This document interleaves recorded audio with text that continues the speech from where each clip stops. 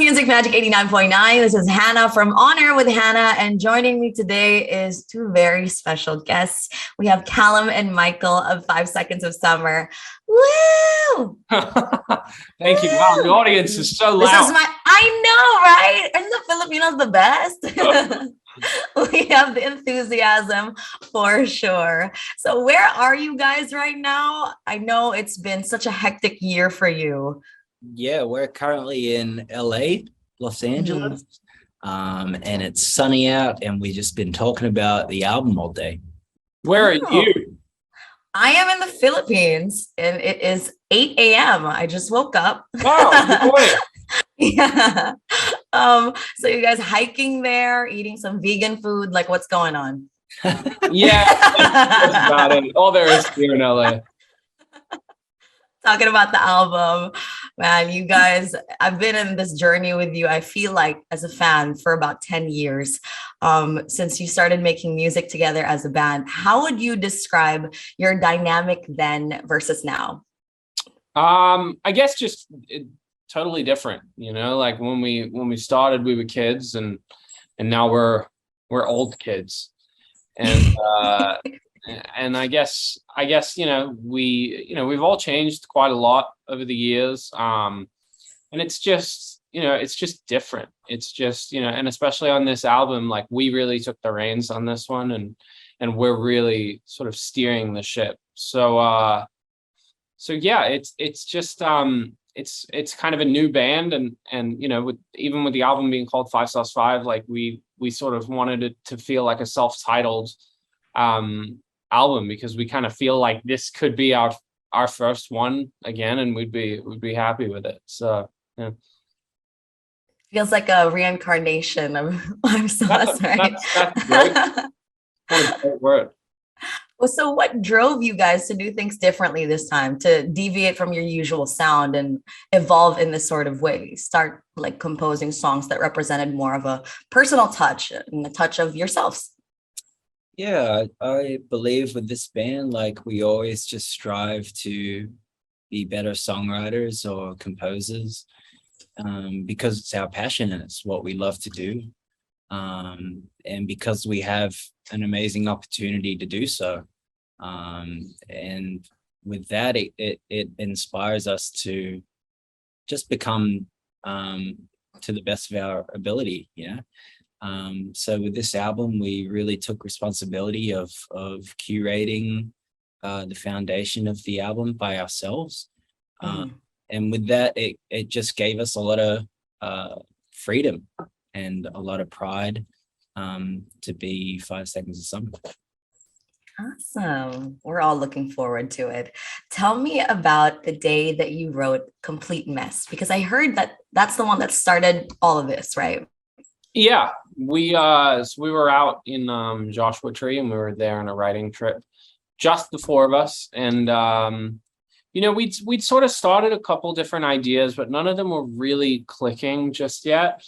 And then we kind of stumbled upon the beginning of Complete Mess, and sort of messing around with a chord structure that's kind of a little unusual for us.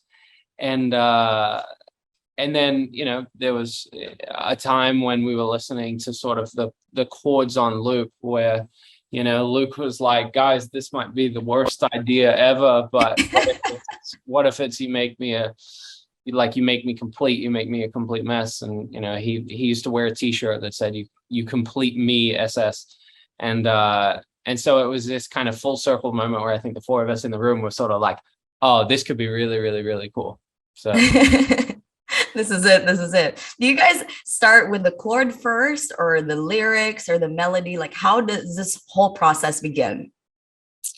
It's really anything. It can be anything. I don't think there's a specific formula that we use, which is like the best thing about writing songs. There are so many ways to start writing. So with that song, it was the chords, but I mean there are other things that are started by lyrics too.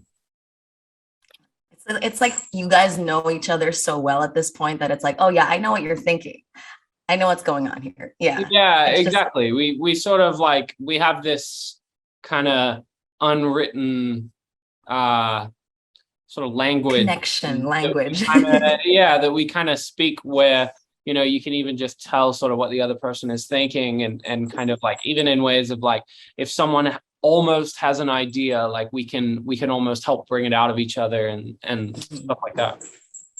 It sounds like the perfect setup of Yeah. what should the fans expect from this full album? Like, what should I be doing while listening to this album? Mm. Yeah, like beach or at home or Yeah, I mean, I love listening to music when I'm driving. So I think if you can drive somewhere scenic, in which you can listen to the album. But really, it's for it's meant for everyday use. So any which way you would like to consume the album is fine with us. I need to go on a road trip and feel like I'm like the main character here, huh? Oh, yeah, that's a good one. Oh my God, your cat is so cute. What's the cat's name? You guys, I literally gave them catnip so they would chill out, It but didn't it went the work. opposite direction. They are It going didn't work. insane. There's two Yeah. of them, and I can see them like pouncing. What are their You names? hear that? I heard it. Matilda and Calico. Oh, that's So I like yeah, that. Calico, the white one, who's crazy, by the way. She's the rascal. I'm so sorry. Yeah. Makes it more interesting, I think. Yeah, well, more cats in every. Right. Come back. I'm just kidding. Yeah. So you guys have been touring almost all year, right? How crazy is it to keep this album a secret? Because you guys can't perform it yet, right? Like this is the 19 songs. You can't perform the entire album. Yeah, we it was pretty tough because we sort of were expecting to get out on the road this year and play all of the new songs, or be able to play a bunch of them. So we're kind of like sprinkling in, we spent the time kind of sprinkling them in every now and then, and we played Easy for You to Say live on the whole tour, which a lot of our fans have sort of just listened to the YouTube version of that song. But yeah, it's pretty tough when you have a bunch of new songs and a bunch of new things that you want to get off your chest, but wasn't quite the time. We'll have to wait for the next tour before we play a bunch of the new ones. Exciting. A lot of things to look forward to from you guys. What was the biggest hurdle in writing and producing this incredible album? I'm sure it's going to be incredible. It's already in my calendar. The biggest hurdle was the responsibility of the outcome weighing solely on us. So we took full responsibility in curating the whole thing, and building the foundation and the core of it by ourselves, which we'd never done before. So obviously when there are things that you haven't experienced yet, you're always going to come up with challenges against them. But with every album, that's I think a healthy thing to have is things that create friction, so you can create a great outcome. And it's not imposing if one of you challenges each other in sort of any ideas or if you have any doubts. It feels like you guys are all there for each other, just rooting for each other, as well as like reassuring that no, we got this. For sure. Yeah, that was an important part of making the album, was really trusting each other. We really trust each other as musicians and as writers and stuff, so we were able to really like back each other up on ideas and see everything through, rather than being closed-minded and shutting things down. So yeah. Awesome. So where are you guys headed now after this? When is the continuation of the tour? The continuation of the tour is in Australia. That is our last stop for this year. But before that, we actually have our show in London at the Royal Albert Hall.